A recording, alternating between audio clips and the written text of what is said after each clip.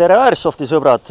Täna oleme siin Türisalu baasis, oli mäng ja ühtlasi saame näidata teile täna ühte sellist väga ebatavalist relva, Airsoft relva, mis Eestis on.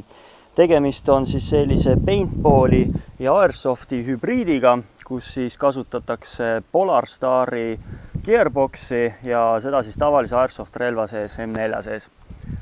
Tegemist on väga sarnase süsteemi, kuidas paintballiski kasutatakse. Meil on suruhuballoon 3000 PSI-d, millest jätkub kuskil 2000 lasuks. Siin on esimene regulaator, siis on teine regulaator, mis stabiliseerib viimase väljasurve. Siis on meil painduv voolik ja kiirkinniti. Siit edasi läheb juba voolik vastavasse Polarstari gearboxi, kus solenoid kontrollib seda relvatööd. Polarstar müüb nii täiskomplektseid relvi kui ainult gearboxe. Siin puhul on siis ostetud ainult gearbox.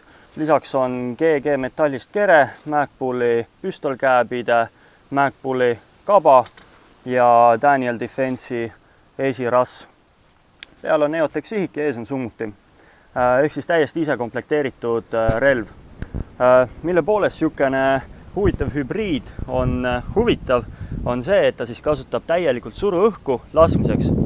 Lisaks on tal kabas siin pisike aku, mis siis kontrollib solenoidi tööd. Kuidas siis laseb? Et päästik on hästi kerge ja väga tundlik ja valangut